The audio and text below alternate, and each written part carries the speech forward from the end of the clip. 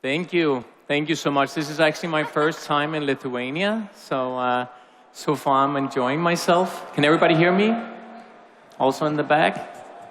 Perfect. Thank you, Nick. So I'd like to start with just walking through what happened the last 5 years and why a US entry for me is extremely important, but also where I actually started Lemonsqueeze and how we incorporate companies in the US, especially from Europe. So the real entrepreneurial story for all American entrepreneurs is built by the American fathers. That's everything from Rockefeller to Vanderbilt and so on. They were all drive-by, they were all divas. So they were based on being determined, they were innovative, they had a vision, and they were adventurous. And for myself, 5 years ago, I started a small thing called Sweet Deal that we scaled into 5 countries in Europe. And it was kind of difficult to scale something on a larger plan when it's inside Europe because of different things. There's currency, there's legal, there's all different kinds of stuff. But it's extremely exciting to see yourself scale beyond your own borders. After doing this, I actually went into a company called Issue, which is digital publishing. And the first thing we needed to do was to enter the US. We needed to get larger brands on, like New York Times, Red Bull, Vice Magazine, Atlantic Media, and so on. And the easiest way to do it was to move the entire corporation from Denmark, Copenhagen, where it was based, to New York. So I did that. That was kind of like my adventure of starting something new. We had to do everything from incorporation to setting everything up, recruitment, doing entire onboarding, legal, bookkeeping, etc. So the adventure turned into something that I'd like to call determination.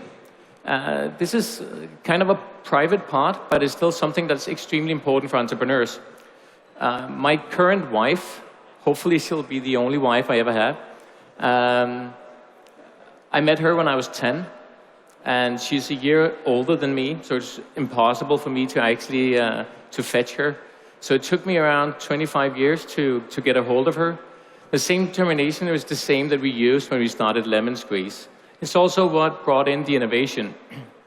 I didn't want to leave the US after I quit Issue back in 2013, so either I could get a job, I could start a company, or I could move back to Europe. The innovation came from not doing what the AmCham is doing, or what the General Consul is doing, or what the ambassadors are doing. It's more about building up an entire entry process built on entrepreneurial blood, where you can get all the basic stuff that's unsexy, like legal, like entities and everything else, and just adding up the entrepreneurial stuff that makes it sexy, which is traction, which is onboarding, which is getting the right people, finding the right talent, setting up the right structure and moving on. The big vision actually happened a week ago. We moved into a 14,000 square feet brass factory in Brooklyn, and we're scaling up to being around 120, 140 this year. So that's kind of my story, and that's why I'm here. So just to give you some insights on the American market, like right now, for companies who are entered, there's a lot of whys on why they don't make it. There's a lot of traps. So instead of just giving you all the positive stories about how easy it is to enter the market, get the traction, get the money, and hopefully find the right VCs, I'd rather talk about some of the pitfalls that you see, where number one is actually not being good enough. Mostly because, I don't know how many entrepreneurs out here, how many have their own companies or a CEO for a company? Awesome. So a lot of the stuff that we do is based on our heart. So for some, when you want to scale into a new country, especially if you want to scale overseas, it's about creating traction and it's about creating revenue. It's about creating a strong foothold and proving your business model by validating it overseas. But for a lot of us, it's also about getting the business card that says New York. It's about getting your friends or your wife or your mistress or whoever's out there to see that you could actually make it in the United States, the land of milk and honey and so on. There's a lot of pitfalls in that because if you don't have the right reasons, if you don't have the right sentiment, if you don't know why you're doing it, then often you'll fail. And more than 80% fail when entering the US market because of 3 things. 3 things we'll touch later, but I'll mention them right now. One of them is talent, finding the right talent. Another thing is getting the right structure. And the last thing, which is probably the most important one, is actually getting help. When you're home country, if you live in Vilnius, you can always pick up your phone and call somebody if you need legal advice, if you need bookkeeping, if you need to scale into another zone. There's always somebody who can help you. When you're suddenly on an uncommon ground, you'll find yourself in an unknown territory where it's difficult to find that help. The first month, the first quarter maybe, will be some kind of a honeymoon. You'll live on the energy, you'll be over there, and then you'll fail. And it's kind of the same over and over again. There's a big culture thing that I'll try to touch later in this. So, management mistakes. Number one is still entering for the wrong reason. Often you feel a pressure from investors. You can also feel pressure from yourself because of friends and family. And sometimes it's just because you want to move. It's because you want to do something differently. The United States, especially San Francisco and New York, is different from everything else because it is the land of milk and honey, and New York is the city of dreams. And as Sinatra said, like, if you can make it in New York, you can make it everywhere. And that's partly true. But that doesn't mean you have to go there straight away. You need to have everything in order. You need to have your business model in order. You need to know how your traction case is working. You need to know that you have additional funding to make that move. You need to know that you have the right setup and the right people backing it. So that's like number one reason. Number four, which is pride, is probably why most of them fail. When you start up in a new country, it's like starting up all over again. So especially when you move to the US, it's an entrepreneurial quest that you have to start once again. So even though you have the entire internal structure, you still need to do everything all over again. You still need to set everything up. You still need to assemble all your stupid IKEA tables. You still need to figure out how to approach clients. You still need the first blue chip clients. You need to figure out how the drizzle effects work and everything else. So you need to be on it 24/7. And a lot of people fail in their pride of this because if it doesn't succeed after half a month, if you already spend all your money, you can't lose focus on your core market. So if you start feeling that you're losing focus, then you should probably eat your pride and then step a bit back. Another thing, which we're also going to touch again, is focus. In focus, there's often structure. Structure is super boring, and structure takes time. Structure is, for some, not extremely entrepreneurial, but structure is just the basic of everything, especially when you're on unknown territory and you need to succeed. So for the companies that we see right now entering the US market, they're the ones with the best resources because they know them, both internally, in their back home country, and in the new country. It's the ones that know exactly how the competition look and how to attack it. It's the ones who know their KPIs, so they can actually onboard new employees and give them the right direction. They know the current USPs in form of unique selling points in the new country, and they know how to roll them out. It's super easy and it's super difficult at the same time because you need to be extremely honest to yourself. You need to figure out what works and what doesn't.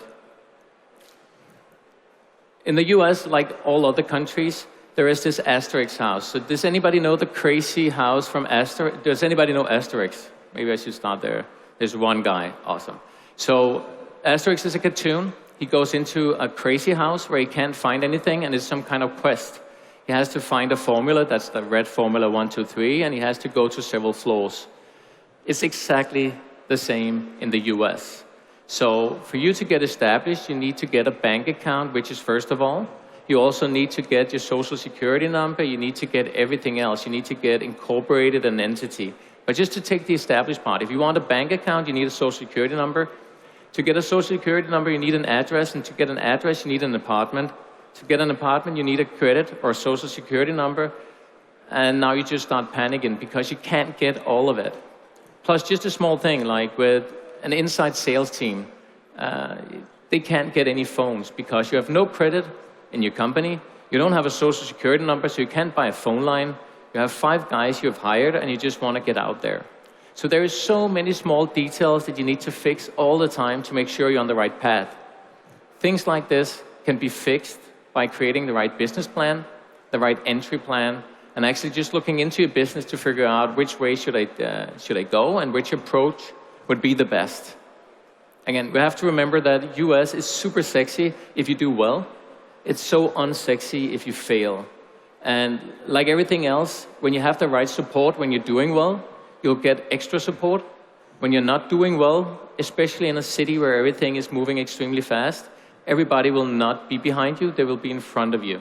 So having the structure ready, proving the first parts, validating, and then moving forward is actually what's most important. So just to give a successful example, which for some is extremely successful, for other is medium successful, was Issue. When we entered with Issue, we got everything done, and that's everything from the office space to the entity, to the employment, to the onboarding, to setting everything up, to getting tax and legal in place, to making sure that bookkeeping was up and running, and so on. It's a lot of different small tasks. Everything comes to how fast can you get the first demos, how fast can you sell your first products, how fast can you close the first deals, how fast can you create the first experiences. For us, it took 64 weeks after we activated the entire thing, which is more than a year. But for some, creating this and actually getting a strong foothold and getting traction, it's successful. If you don't have money to do this for a year, it's not successful. For a company that's highly backed, it's super successful when it comes to actually booking the right content partners or booking the right deals. What we learned in the entire Issue thing is what I just talked about. A lot of it is in the process. A lot of it is in speed and structure. I think one of the most important things we learned, the first one, was the culture differences. We're from Scandinavia, so Issue was built on meetings where you meet. You talk 4 or 5 minutes about the weather, like it's good, it's raining outside, or you talk about the misses, or you talk about something else, what you had for lunch, and then you start the meeting after 5 minutes. You go pretty directly to the point, you talk about what's good and what's not good, and you sign a deal after an hour. You're done. You move on to the next part. In the US, you meet, you talk for 50 minutes about who you know, who you don't know, you name drop a shitload of people just to see if there is a common interest anywhere, to see if we can make this as a longer relationship. Then you take 10 minutes just talking about slightly about what we actually agreed on, and then you plan a new meeting. You'll get a yes every single time. Nobody tells you no.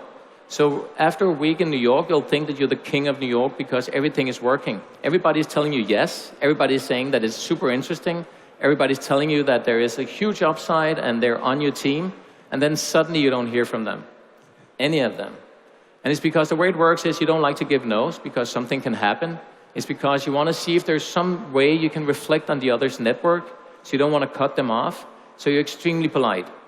Coming from Europe to a mentality like this is super difficult because you don't know where you got them, you don't know how fast your traction model is going to be, and it's really difficult to actually get the foothold fast enough. Another thing was just the entire infrastructure of building up a business. There's so many small details that everybody needs to be aware of. A lot of it is about the building of the business. Another thing is all the personal issues. If you move a CEO to New York and he spends the first 8 weeks on just getting settled by himself, like you will always say, my time is free because I can just spend all my time, but it's not free.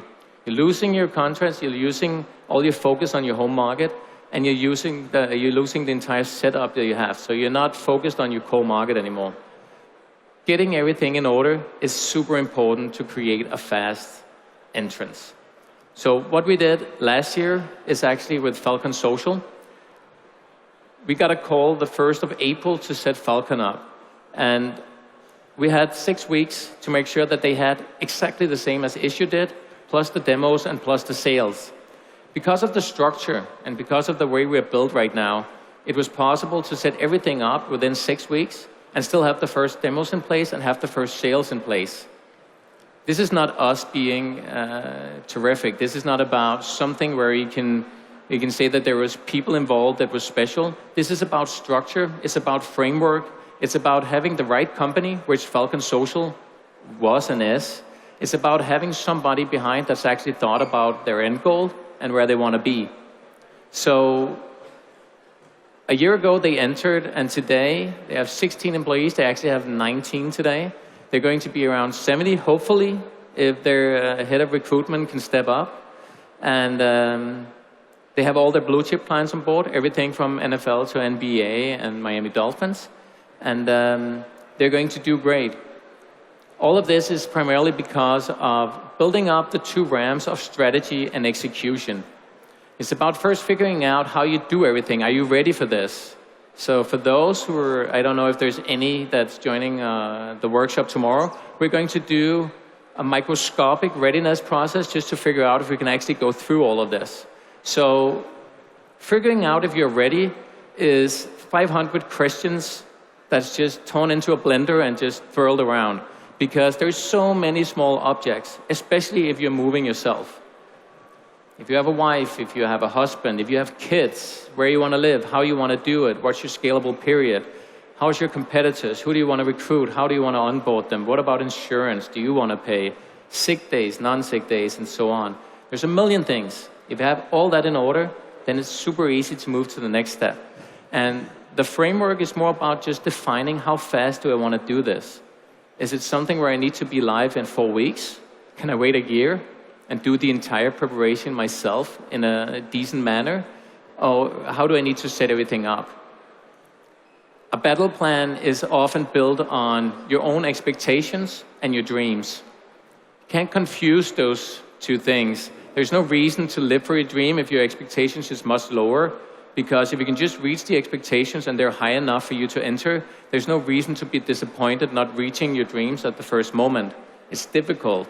There's not a lot of people who make it, and there's a lot of startups, and I think right now it's 94 of those entering that actually don't make it. So it's more about keeping the expectations right and keeping the dreams even higher. Then you have to go through all the fun parts, which is not fun if you're not prepared, which is recruiting, onboarding, and then management. Management is super difficult in the US if you're directly from Europe, and it's super easy if you have somebody who can help you with the management, because when you onboard, often in a lot of places in Europe, it's all about telling them where the ping pong table is and how to create the coffee and tell them what the end goal is, but there's nothing that's based on direct results day to day. In the US, even though if you hire an entry guy, a junior guy, a senior guy, it's all about setting up, not micromanagement, but the KPIs of when are you a success. One of the reasons is, like a lot of companies in New York, they hire you on a job letter. So the job letter gives you just about 2 hours and you're out. So if you fire somebody before 12 p.m., then you can actually give them half a day's salary. So you're kind of nervous if you're in a job and you don't have anything. So you really want to make sure that that you can trust your employee. The best way of doing that is knowing that you reach your results. So the best way of actually endorsing an employee is by telling him what to do when he's a success and when she's a success, and how to build up the career plan. More than telling them that you have full freedom under your responsibility, you can do whatever you want as long as you reach your results. Structure is based on how you structure yourself back home, but also when you enter. Talent is based on who's going to drive this. If you think you can just hire 9-to-5 guys to do the entrepreneurial quest, even if it's sales, if it's support, if it's marketing, if it's engineering, you'll fail. If you hire the entrepreneurial guy who'll take your name in and say that it's his or hers, then you'll succeed. And if you get the right help, especially when you land, especially in the land of milk and honey, where the LinkedIn contacts, where you maybe have 5 contacts, you maybe know a few people, your aunt lives there, and you probably have an uncle, and there's a few guys you studied with back then, you have absolutely nothing. So reach out and get the help before you actually enter. We've been extremely lucky, and we've helped a lot of companies by now, and we just helped company number 40, and the thing that goes on, the same thing that we see all the time, is the people who's pushing the project often define if they're going to succeed. So when we meet a CEO who wants to enter the US market and he's not prepared for it, you can feel that he's loose when we're talking to him. We can feel that he just wants to get something going and then see what happens. if we can feel that he's not in it with his entire heart and burning through it, then he's going to fail and we can't help him. When there is somebody calling us who just wants this more than everything in the world, like the product suddenly is not that important. The structure isn't that important anymore because we can build that. The talent we'll find. It's mostly about the support that we get from the home country, because if you want it, you're going to get it. And that's, again, the beauty of scaling your company. So if you have success right now, you have the framework, then it's more about knowing how much it takes to move to the next step. And it takes a lot, and it's hard, but it's not impossible at all. It's really possible. Any questions?